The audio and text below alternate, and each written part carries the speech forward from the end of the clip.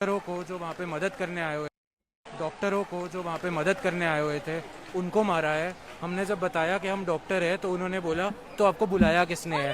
नीचे पेशेंट लेटे के हुए ऊपर पेशेंट के लेटा ऊपर हुआ चढ़ उसकी के गए हड्डी हैं वो। टूटी हुई है, वो बेहोश पेशेंट के ऊपर चढ़ के गए, उन्हें डंडा मारा मेरी आंखों के सामने। और आप देखेंगे और आगे तो जाके लातों से सब मार हंस रहे रहे थे, हैं। उनके पेटों पे लाते मार रहे थे। पुलिस वाला हंस रहा है। इतना भी मार नहीं बचा है। हम डॉक्टर्स हैं, हम शांति से हेल्प करने आए थे, हम नारे भी नहीं लगा रहे थे। उन्होंने बोला तुम्हें बुलाया किसने, डंडे मारे उन्होंने हमें। हेल्प कर देते, लेकिन अब ये सब कुछ देख रहे हैं। और मेरा ख्याल हमने आज में कितने 200-250 से ज़्यादा तो ये हेड इंजरी और ये वाले जो हर सेकंड पे एक हेड इंजरी का पेशेंट आ रहा था। किसी का सर फट रहा है, किसी की हड्डी टूट रही है। इनकलाब जिंदाबाद, इनकलाब जिंदाबाद, इनकलाब जिंदाबाद, इनकलाब जिंदाबाद।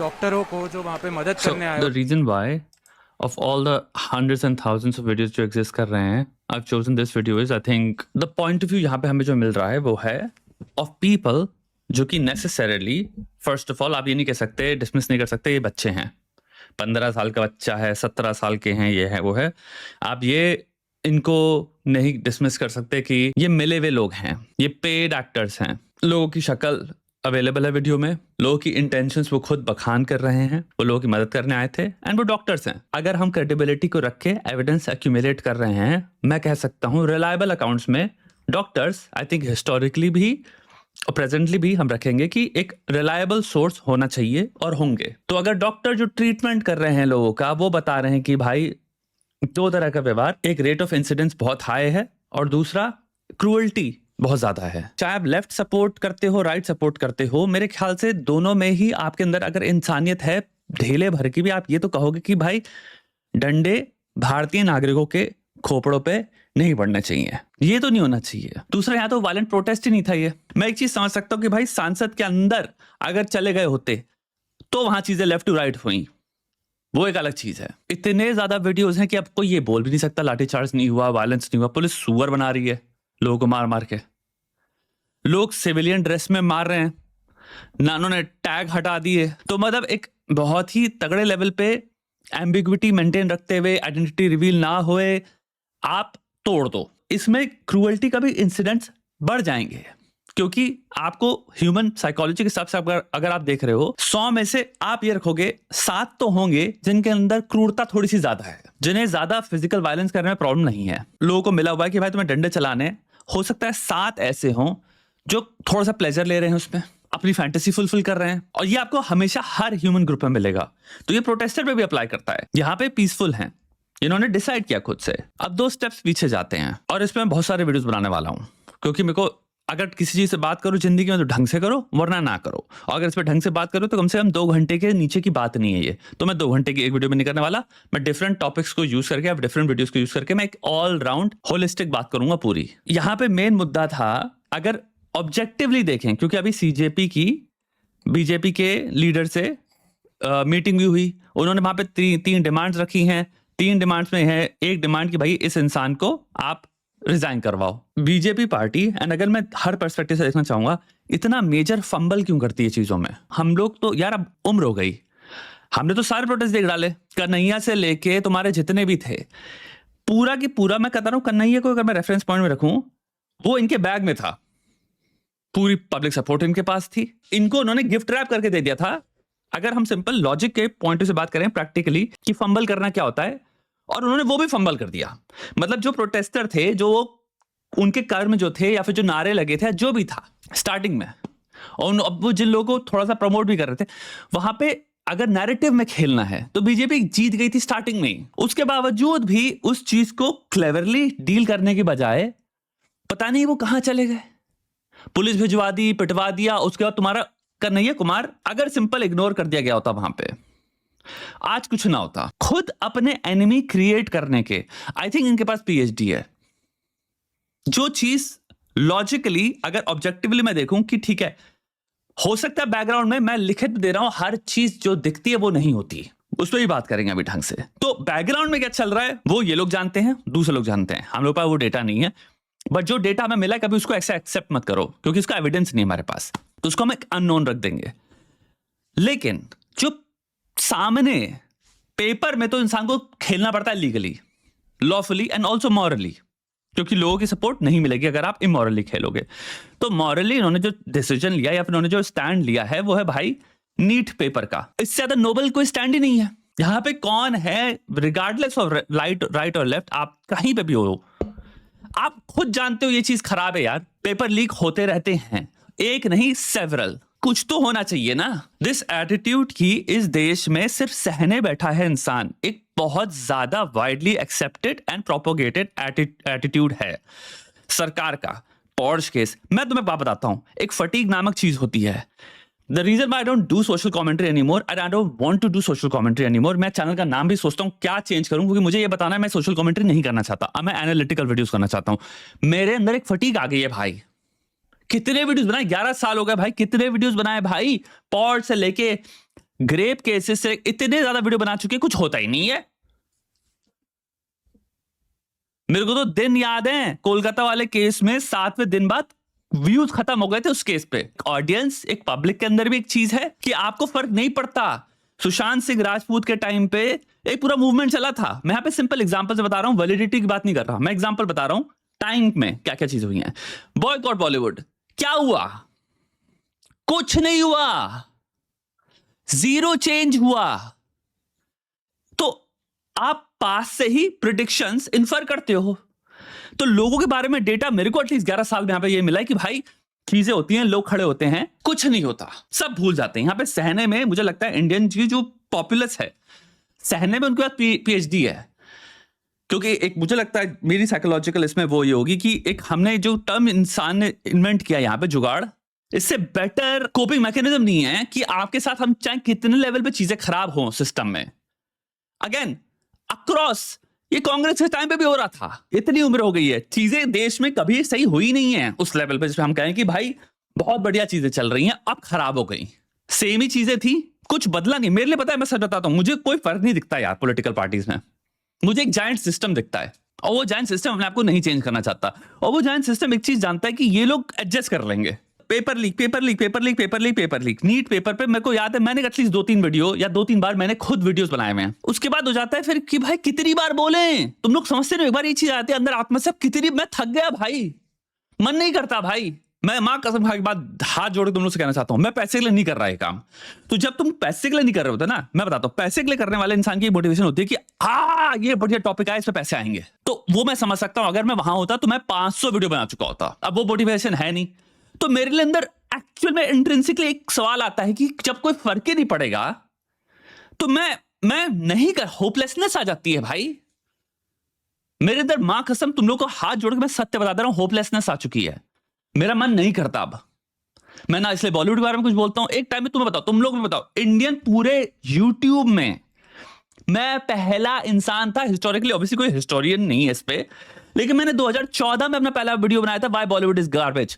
कौन बोल रहा था 2014 में भाई इतना ओपनली, जिसके 7-8-9 मिलियन व्यूज थे, ओपनली नाम लेके मैंने सारा पूरा एक एक का नाम लेके भाई बोला था।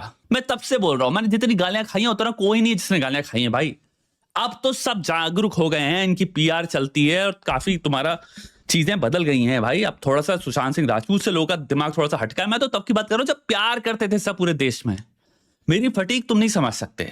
मेरा पॉइंट यह है कि मैं लोगों को ही देखता हूं ना, यहां के इंसान को फर्क ही नहीं पड़ता। अब मैं एक एविडेंस देता हूं उसके बारे में। यूके में अभी फार राइट ले लो चाहे लेफ्ट ले लो, लिबरल ले लो, तुम पूरे ग्लोबली एक बार देखना, कभी भी कोई प्रोटेस्ट होते हैं बाहर के देशों में तो एक पॉपुलेशन साइज के हिसाब से प्रोपोर्शनैलिटी के पॉइंट से बात करते हैं। पॉपुलेशन साइज उनका हमसे बहुत ज्यादा छोटा है, तब भी उनके प्रोटेस्ट में आप देखोगे 50,000 1 लाख लोग खड़े हो जाते हैं। आपने वीडियोस देखे हैं अभी, तुम्हारा फार राइट, तुम्हारा टॉमी रॉबिन्सन ने वीडियो वो करा था प्रोटेस्ट, छोटा सा टाउन का प्रोटेस्ट होगा भाई, भीड़ लगी होती है। यहाँ पे लोग बता रहे नंबर आया इसका 50,000, क्योंकि आंखों से देख के जो भीड़ है आपको हो सकता है बहुत ज्यादा लग रही हो। एनेक्डोटल, मैं उस जगह पे प्रेजेंट हूं और ऐसे जो देख के जो काउंट कर रहा है उसको हो सकता है वो अनुमान नहीं लगा सकता, ब्रेन इवॉल्व नहीं किया है कैलकुलेट करना है कि 50,000 है ये या 60,000 है। पॉपुलेशन साइज क्या है इंडिया का, पॉपुलेशन साइज क्या है दिल्ली का? मेरा क्वेश्चन यही आता है, आप पॉपुलेशन साइज की प्रोपोर्शनैलिटी के पॉइंट ऑफ व्यू से देखो।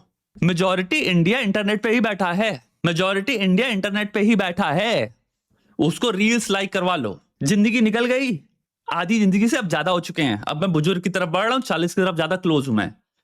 अब लौंडे नहीं रहे, अब देख लिए पैटर्न्स भाई प्रॉपर। तो ये लोग कहते हैं ना इस देश में रीढ़ की हड्डी नहीं है, प्रोपोर्शनैलिटी के हिसाब से देख लो भाई। दिल्ली की पॉपुलेशन देखो, सिर्फ न्यू दिल्ली की पॉपुलेशन देखो कहां है। न्यू दिल्ली के अगर पॉपुलेशन में अगर मास लेवल पे वाकई प्रोटेस्ट चल रहा था नीट के लिए कि भाई हमें फेयरनेस चाहिए एग्जाम में, जो इतनी common sensical like systematic change होना चाहिए भाई। फेलियर में फेलियर है यहाँ पे सिस्टम में, और भाई किसी का पूरा पूरा साल जा रहा है, प्लस आप वल्नरेबिलिटी देखो, वो बच्चे हैं, खिलवाड़ कर भी रहे हो, रिगार्डलेस 60 का भी हो तो भी नहीं होना चाहिए, बट फिर भी आप जिस इंसान का ब्रेन डेवलप नहीं हुआ है या डेवलप हो रहा है, पूरी तरह से डेवलप नहीं हुआ है, आप उसके साथ कर रहे हो खिलवाड़। वल्नरेबिलिटी तो देखो ना, बढ़ जाती है ना। रिस्क फैक्टर कल्चर ने उसकी वैसी प्रेशर मार मार के दिमाग खराब कर रखा है, 20 बच्चों की जान चली गई, मतलब कोई फर्क ही नहीं पड़ता भाई। वहां पे इससे ज्यादा लॉजिकल कुछ नहीं है, फेयर नहीं है। ये मैं बीजेपी में मुझे समझ नहीं आता, आप इसको कैसे फंबल कर गए। अरे बात ही कर लेते, जब सोनम वांगचुक तुम्हारे फास्ट में थे, चुपचाप जाओ बैठो सामने पब्लिकली अपनी पीआर कमाओ, बात करो इंसान से, और एक मिडिल ग्राउंड 100% लाइफ में कुछ 0 और 100 नहीं होता, कहीं ना कहीं कोई मिडिल ग्राउंड होता। बात तो करो, एक्नॉलेज ही नहीं किए पहले, फिर डायरेक्ट उठा ले गए। मतलब मुझे समझ नहीं आता कौन स्ट्रेटेजाइज कर रहा है भाई ये। मैं एक बात बताता हूं, मैं अगर बीजेपी में होता, मैं सिंपल से काम क्या करूंगा, पूरी एक ड्राइव लगवाऊंगा कि साइड में बच्चे जितने आ रहे हैं, क्योंकि अगर पीआर की वोट जीतनी है, पानी की बोतल बच्चों को खुद से सप्लाई करो, स्नैक्स दो, प्रोटेस्ट करनी आपकी राइट है। जीत गए आप, नैरेटिव और तो जीत गए। अगर मैं एक बात कह रहा हूं एपिसोडिक लेवल पे, अगर सिंपल मैं आइसोलेट कर रहा हूं सिंपल प्रोटेस्ट को, regardless of the larger context, क्योंकि इतना तो पहुंचने ही ना दो। एक चीज समझो, एक है ये प्रोटेस्ट करने वाली एंटिटीज जो बुला रही हैं, और एक है जो लोग कर रहे हैं प्रोटेस्ट। जो लोग कर रहे हैं उनको गाली मत बको, वो लोग हैं, वो बाकी नागरिक हैं, वो भारतीय हैं, वो बच्चे भी हैं उसमें, और कोई भी हो। सोर्स पे बात अभी करेंगे ढंग से, जो अभिजीत दीप के या जो भी हैं ये 3-4 लोग। आप सोनम वांगचुक को उठा के क्यों लेके गए, मुझे समझ में नहीं आया वो। अरे भाई तुम्हें अगर रिजॉल्व करना था, सोचो मल्टीपल सॉल्यूशंस एग्जिस्ट करते हैं, problem solving, complex problem solving के पॉइंट ऑफ व्यू से देखते हैं। मुझे तुम कह रहे हो कि सारे तुम्हारे दिमाग में आउटकम्स खत्म हो चुके थे, ये लास्ट रिजॉर्ट बचा था कि इंसान को उठा के ले जाओ। कोई भी यहाँ पे जो लॉजिकल थिंकिंग पर्सन है, रैशनल थिंकिंग पर्सन है, रिगार्डलेस आप बीजेपी के लिए काम कर रहे हो, मैं कह रहा हूं, आप क्या ये स्ट्रैटेजी लिखते? जितने राइट विंग लोग हैं यहाँ पे मेरे देखने वाले हैं, क्योंकि भाई क्रिटिकल थिंकिंग तो तुम प्रैक्टिस करते हो क्योंकि तुम ये चैनल देखते हो। मुझे बताओ तुम क्या ये पेपर में अगर लिखित में तुम्हारे पास अगर होता प्रॉब्लम सॉल्व करने का कि यहाँ पे एक इंसान है, मूवमेंट चल रहा है, 17th डे पे 15th डे की बात कर लेते हैं, 15th डे हो गया है, तुम्हारे को है कि अब इस प्रॉब्लम को एड्रेस करना। क्लियरली अगर वो उठा के ले गए तो वो लोग आंख तो रख रहे थे, जो स्टार्टिंग में दिखा रहे थे इनको फर्क नहीं पड़ता, क्लियर इनको फर्क पड़ रहा था बहुत भयंकर लेवल पे। तो आप क्या ये मूव चूज करते कि ऐसा करो, सिविल ड्रेस में भेजो पहले, तो फिर पुलिस को भेजो, फिर वो लोग पता नहीं क्या व्हाइट शीट लेके आएंगे और फिर उठा के ले जाएंगे इंसान को। फिर वहां पे एक अलग चल रहा है हॉस्पिटल में, वो वीडियोस लगा रहे हैं। ये थी आपकी स्ट्रैटेजी। अगर इतने एक्सट्रीम पे जाना था तो उससे पहले 25 स्टेप तो एग्जिस्ट कर रहे थे, वही ले लेते। बैठ के बाद बात तो कर लो, बात करनी नहीं है, एक्नॉलेज नहीं करना, डायरेक्ट उठा के ले जाएंगे। अबे action speak louder than words. वो फार मोर स्पीक किया दैट एक्शन देन 400 वर्ड जो तुम देना नहीं चाह रहे थे एक्नॉलेजमेंट को अवॉइड करने के लिए। हम एक्नॉलेज नहीं करेंगे, तुमने मैसिव एक्नॉलेजमेंट कर दिया एक्सट्रीम एक्शन लेके। सेम चीज अभी, अब वो पार्लियामेंट की तरफ मार्च कर रहे हैं, ठीक है भाई, करने दो, रुकावट लगाओ ही मत। आप ट्रैफिक पूरा कोशिश करो कि ट्रैफिक को हम डायरेक्ट कहां करेंगे, उनको लॉ ब्रेक करने दो। सिंपल, पता नहीं कहां 1970 CIA की टैक्टिक्स लगा रहे हैं, बैठ के फ्रेम करेंगे, ये करेंगे, वो करेंगे। भाई प्रोटेस्ट कर रहे हैं और ऑल्सो लीडरलेस, प्रोटेस्ट में लीडर्स है ही नहीं, अनगाइडेड चल रहा है वो। तो भाई क्लियरली बच्चे ही है ना, जब तक बच्चे कुछ नहीं कर रहे भाई, वो तुम्हारे हमारे रिश्तेदार ही है, वो हमारे घर के ही हैं, हमारे परिवार के ही हैं, हमारे भारतीय बच्चे हैं भाई। वो कुछ भी हो, स्टूडेंट उसमें से अगर 50% भी है तो 50% तो आप आइडेंटिफाई कर नहीं सकते। तो ये तो तुम दिमाग में रख ही सकते हो ना कि भाई मैं ऐसे व्यवहार करूंगा जैसे मेरा खुद का बच्चा हो, अनलेस ये पहले रूल ना तोड़ें। अगर रूल तोड़ भी दें तो एक्सट्रीमिटी देखो, इंपैक्ट देखो, इंटेंसिटी देखो रूल ब्रेक की। ये थोड़ी आप मुक्केबाजी, मतलब आपको एक्सट्रीम नहीं होना, आप डेमोक्रेसी हो, आप पावरफुल हो, मेरी बात समझो, पावरफुल हम हैं, तो हमको क्यों पीटने की जरूरत पड़ रही है? अभी इन्होंने क्या किया, पब्लिक परसेप्शन में धज्जियां उड़वा दी अपनी। अब जो एजुकेशन मिनिस्टर है, अगर वो रिजाइन करते भी हैं अब, तो अब का नैरेटिव और तब का नैरेटिव में फर्क देखो कितना भयंकर है। पहले अगर सिंपल आप कह लो कि हम फेयर बात है, हम एक्सेप्ट कर रहे, मे बी इंसान को रिजाइन कर देना चाहिए और हम कंप्लीटली रीहॉल करेंगे, ओवरऑल होगा एक पूरे सिस्टम का, और ऐसे अब डिजाइन करेंगे जो कि मांग है। आई थिंक तीसरी मांग भी यही है कि कंप्लीटली ओवरऑल करो सिस्टम को और इसको ऐसे डिजाइन करो कि भाई जो कि जेन्युइन बात है, होना भी चाहिए। 2026 आ गया, अबे कब चीजें नॉर्मली होंगी हमारे देश में, जहां पे एरर रेट हर चीज का इतना हाई नहीं होगा। हर चीज में इतना हाई एरर रेट क्यों है? सोचने वाली चीज है भाई। मतलब दुनिया के सारे देशों में से पता नहीं कितने सारे देशों ने सबने कर लिया फिक्स। जितने डेवलप्ड कंट्रीज हैं, अरे उनका ही मॉडल चेप दो, तुम्हें अपने से दिमाग लगाने की जरूरत ही नहीं है, उनका ही मॉडल चेप दो। That works there. यहां पे लगा दो, मॉडल्स एग्जिस्ट कर रहे हैं, एंड एक से एक स्मार्ट लोग एग्जिस्ट कर रहे हैं पृथ्वी में। देश में ही भयंकर दिमाग वाले एनालिटिकल थिंकर्स बैठे हैं इंडिया में। 5 को बैठाओ, उनके पास फेंको कॉपी पेन, उनको कहो भैया तुम्हारे पास 60 दिन है, फिक्स करो सिस्टम को, वो कर देंगे। ये सिंपल सोल्यूशन था। पता नहीं कहां दिमाग लगा हुआ है। सिस्टम फेल होता रहे, लोग एडजस्ट करते रहे, हम ना सिस्टम में चेंज लाएंगे, हम ना कुछ एक्नॉलेज करेंगे, और चीजें खराब होती ना, हमें क्या फर्क पड़ता है? रोड पे लोग उल्टा चलाते रहते हैं, हमें क्या फर्क पड़ रहा है? ट्रैफिक रूल तोड़ते रहो, हमें क्या फर्क पड़ रहा है? कूड़ा फेंकते रहो, हमें क्या फर्क पड़ रहा है? पूरी दुनिया में बेइज्जती होती रहती है इस देश की, इतने सारे वीडियोस आते रहते हैं, हमें क्या फर्क पड़ रहा है? सॉफ्ट पावर हमारी कहीं से कहां घुसी हुई है, हमें क्या फर्क पड़ता है? भाई भारतीयों के खून नहीं चलता? एक बार बताओ, जो भी इंसान भारतीय, ट्रू भारतीय अपने दिल में चाहता है देश सुपर पावर बने, जिसका पोटेंशियल भरा है, जिसका सुपर पावर बनने का 2020 का सपना था, अरे 2030 तक ले आओ, 2035 तक ही ले आओ, इजीली बन सकते हैं हम। तो फेलियर आप किस पे पॉइंट करोगे भाई?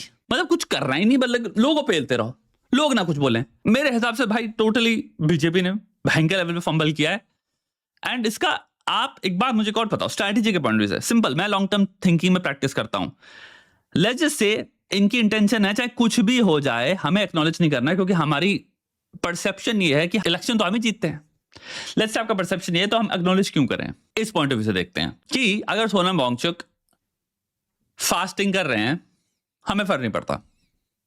हमें पता है कॉन्सिक्वेंशियलिस्ट थिंकिंग के पॉइंट ऑफ व्यू से कि हम तो जीतेंगे। अब इसके अंदर जाते हैं। हो सकता है ये एटीट्यूड हो इनका, आउटकम के हिसाब से हम क्लियरली जीत रहे हैं, हमने कंप्लीटली न्यूट्रलाइज कर दिया है ऑपोजिशन को, परसेप्चुअली उनके पर खचोड़ा के हमने कह दिया घोंचू ही है। तो आपके दिमाग में जब वोटिंग करने पे एक पॉपुलस जाती है, तो उनके पास कोई दूसरा ऑप्शन नहीं, तो वो सिंपल हमको ही वोट करते हैं, ठीक है। और दूसरी बात, हमारे पास let's say 40 to 45 plus majority population हमारे फेवर में है। अब इसका बार डेटा नहीं है कि भाई जेन जी कितना वोट करती है as oppose to millennials and तुम्हारा 40 या 50 प्लस जो तुम्हारा ओल्डर इंडिया है, जेन एक्स कह लो, बूमर्स कह लो, सबको आएगा इसके अंदर। लेकिन इनके पास हमें ये पता है बूमर्स और जेन एक्स दोनों इनके पास हैं लार्जली, यानी कि हमारे माता पिता। इसको एक स्ट्रैटेजी के पॉइंट से देखते हैं। आप अगर लॉन्ग टर्म में जेन जी को, मिलेनियल्स को पिस ऑफ करते रहते हो, और अगर आप बैठे हो कि भाई हम जीतेंगे बेस्ड ऑन क्योंकि ओल्डर पॉपुलेशन हमारे पास है, तो वो एट मोस्ट 10 to 15 ईयर्स की स्ट्रैटेजी है। उसके बाद आप 50 ईयर्स के लिए, जब जेनजी और मिलेनियल्स ओल्डर पॉपुलेशन बनेंगी, वो रिप्लेस कर देंगे इस पॉपुलस को या इस वोटिंग डेमोग्राफिक को, आप कम से कम 40 साल के लिए फिर कभी नहीं आओगे। अगर सिंपल लॉन्ग टर्म थिंकिंग के पॉइंट ऑफ व्यू से या लॉन्ग टर्म स्ट्रैटेजी के पॉइंट ऑफ व्यू से देखो, तो ये आप जो भी करते हो ये इनको याद रहेगा, ये इनकी नींव बन जाएगी, ये कभी भूलेंगे नहीं। इंटरनेट वाइल्ड फायर है, ओपिनियंस तो बिल्ड होते हैं इंटरनेट पे और हो रहे हैं। आपका लॉन्ग टर्म गेम होना चाहिए भाई जेनजी को जीतने का। आप उनको एनिमी बना रहे हो, सिस्टमिक फेलियर्स इतने हाई एरर रेट पे ऑपरेट कर रहे हैं, आप लोगों से बस ये एक्सपेक्ट करते हुए एडजस्ट करते रहें। तो एक बात बताओ, ये चीजें इंसान रखेगा ना आने वाले टाइम में? वो जब लेट्स से 30 का होगा और 30 से 70 के बीच तक वो वोट करेगा, तो 40 साल तो रख लो ना। 40 साल में भी वो आपको ना आए, आपने उसको एक 40 साल के एटलीस्ट रीजनेबल लेवल पे टर्न ऑफ कर दिया। मैं नहीं कह रहा हूं कि भाई हो सकता है 40 साल बाद या 30 साल बाद एक नया लीडर आए जो वापस उनको आपकी पार्टी से जो मनमोहित कर दे या मुग्ध कर दे, वो भी पॉसिबिलिटी है। बट एक larger statistical predictive point of view से मैं बात कर रहा हूं। आप एक बहुत बड़ी ऑडियंस जो अगेन एडल्ट बनेगी, 15-20 साल की बात है या 15 साल की बात है एट मोस्ट, और आप जिस पॉपुलेशन पे निर्भर कर रहे हो, अगेन उसकी मृत्यु के 15 साल एट मोस्ट, 15-20 साल है इनके पास। तो आपका गेम इतना शॉर्ट टर्म गेम है, आप प्रेजेंट में गेम खेल लो, ये लॉन्ग टर्म गेम है ही नहीं।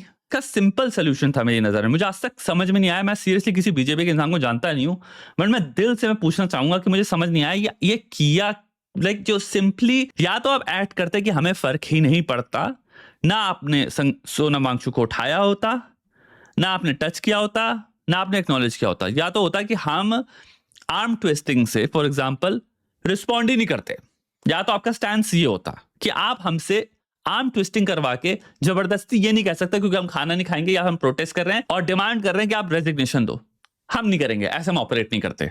एक या तो ये स्टैंस था, वो आपने भंग कर दिया। द सेकंड आपने पुलिस भेज के उस इंसान को उठा लिया। क्लियरली केयर करते हो आप, क्लियरली सोच रहे थे, आप मॉनिटर कर रहे थे। और एक बात बताओ, सीजेपी से मीटिंग भी आप करवा ली, पहले क्यों नहीं करवाई? मतलब आप यहां पे जितने बीजेपी वाले हैं, पर खुद सोचो, खुद एक बार दिमाग लगा सोचो, अब इन्होंने मीटिंग भी करवा ली। तो जब सोनम वांगचुक तुम्हारे बैठे हुए थे अनशन पे, सेम मीटिंग उनसे कर लेते। उस इंसान के पीछे इतनी रिस्पेक्ट भी है, उस पे एड होमिनम्स लगा के कैरेक्टर असैसिनेट करके तो कुछ मिला नहीं उनको, ना आप कर पाए। आप मिले भी तो किससे मिले? सीजेपी के इंस्टाग्राम के पेज के ओनरों से, एडमिनों से। मैं कुछ उनके चरित्र के बारे में बात नहीं कर रहा हूं, मैं कह रहा हूं in terms of education based capability and credibility, Sonam Wangchuk is far better contender. अगर मीटिंग ही करनी थी आपको, जो आपने कर ली एट द एंड, मेरी बात समझ रहे हो, मेरा दिमाग उड़ जाता है। आपने मीटिंग भी कर ली, कुछ साल पहले की बात है। आई थिंक सोनम वांगचुक, मैंने अभी पिक्चर देखी है जिसमें तुम्हारे जो एजुकेशन मिनिस्टर है वो उनके साथ ही खड़े उनको सेलिब्रेट कर रहे हैं। तो मीटिंग अगर करनी है तो उस इंसान से करो जिससे आपकी जान पहचान भी है। आप मिले हुए उस इंसान से, मतलब कि आपकी पार्टी में लोग जानते हैं, एक मिडिल ग्राउंड, एक ब्रिज है, यानी थोड़ा तो व्यवहार होगा ही होगा ना। अगर आपने एक टाइम पे एक इंसान को सेलिब्रेट किया, आज आपके अगेंस्ट हो, उससे फर्क नहीं पड़ता। बट एक हमारा, हम जानते हैं अगर, तो एक ब्रिज तो है ना, मैं आपसे बात तो कर सकता हूं ना, as oppose to completely new people. तो हमने मीटिंग भी कर ली, फिर हमने डंडे भी चला दिए। अगर डंडे चलाने थे तो नैरेटिव एटलीस्ट वहां तक आने दो जहां पे भाई आप इतना ज्यादा इजीली जस्टिफाई कर सकते हो जिसकी कोई हद नहीं। यानी कि भाई वो पार्लियामेंट के अंदर आ गए, टोटल ब्रीच, हर तरह से कॉन्स्टिट्यूशनली आप कह सकते हो कि भाई ब्रीच है। आप रोड पे डंडे पेल रहे हो लोगों के, लाइक इंटरनेट की एज में आप ऑपरेट कर रहे हो जैसे अभी हम 80 में जी रहे हैं, 1980 में और समथिंग। लाइक सबके पास हाथ में फोन है भाई, आप इंटरनेट हटवा दोगे उससे क्या होगा? लोग वीडियो तो रिकॉर्ड कर ही लेंगे, बाद में अपलोड कर देंगे। आप बैठ के फिर हम वीडियो हटवाएंगे बैठ के इंस्टाग्राम से कह के, उससे क्या हो जाएगा? उससे क्या हो जाएगा? कितने वीडियो हटवा दोगे? रीअपलोड कर लेंगे वो लोग, फेक अकाउंट बना लेंगे भाई। लोग व्हाट्सएप पे भेजेंगे, टेलीग्राम पे भेजेंगे भाई। 500 तुम इंटरनेट पे वीडियोस तो नहीं हटवा सकते, एक नहीं 5000 लोग नहीं बना देंगे। लोगों को मारना मुझे समझ नहीं आया, अपने नागरिकों को मारना मुझे समझ ही नहीं आता भाई, चीज कैसे कर रहे हो? और उसमें तुम्हें पता है जबकि हम आइडेंटिफाई नहीं कर सकते कौन बच्चा है, कौन लेट्स से इन्फिल्ट्रेटर से, लेट्स से मैं मान रहा हूं आपकी थ्योरी, कौन है, लेकिन ये आप कैसे आइडेंटिफाई कर रहे हो? पुलिस जो उसमें वीडियो में मार रही है, आप 500 वीडियो एक्सेस कर रहे हैं, उसमें कैसे आइडेंटिफाई कर रहे हैं? वो तो आंख बंद करके सूत रहे हैं सबको, लड़कियों तक को मार रहे हैं। और क्लियरली वो लड़कियों को आप देख सकते हो, बच्चियां हैं उसमें से, उनको मार रहे हैं। कोई कह रहा है भाई लड़कियों के कपड़े वपड़े तक भी फाड़े गए हैं। और क्या लोगे फिर? अबे हमारे ही नागरिक हैं, हमारे इंडियन हैं वो। मतलब अपनी इंटरनेट पे बजवाना अगर कोई परफेक्ट स्ट्रैटेजी हो सकती थी वो ये थी। अब इनके पास एक ही स्ट्रैटेजी रह गई है, वो ये है किसी ना किसी तरह से सीजेपी के जो 3 लीडर हैं या 4 जो भी हैं, वो ऐसा फंबल करें कि उसके बुनियाद पे ये वापस थोड़ा बना पाए कि ये पूरा प्रोटेस्ट जो था, देखो ये हमने जो किया या फिर जो था ये था ही खराब। तो अब इन पे रिलाय करता है, यानी कि इन 4-5 लोगों की बेवकूफी पे कि ये कुछ बेवकूफी कर रहे हैं। बट इसमें एक चीज देखो ना, एक्टर्स और कितने इन्वॉल्व हो गए हैं। इतने ज्यादा यूट्यूबर्स इन्वॉल्व हैं जो कि नैरेटिव करेक्शन कर रहे हैं। यानी कि आप जितना ज्यादा इंटेलिजेंट लोगों को पीछे मोटिवेट करते हो, इंटेलिजेंट लोग रीजनिंग में जो अच्छे हैं वो फिर आपके नैरेटिव को करेक्ट करते रहेंगे। तो आप नैरेटिव में भी नहीं जीत सकते क्योंकि नैरेटिव करेक्टर्स बहुत सारे बैठे हैं जो रीजनिंग का इस्तेमाल कर रहे हैं। और रीजनिंग से बड़ा ब्रह्मास्त्र कुछ नहीं है। इमोशंस तक को ठंडा कर देती है रीजनिंग, क्योंकि रीजनिंग इंस्टेंटली दिमाग में घुस जाती है। इफ इट मेक सेंस, तुम्हारा दिमाग खुद कहेगा बात तो सही है, वहीं पे पूरा चीज चेंज हो जाती है। बाकी बातें मैं दूसरे वीडियोस में करूंगा, ऑलरेडी मैंने बहुत लंबी बात कर ली है। नमस्ते इतना सुनने के लिए आपका, बने रहें भाई साथ में।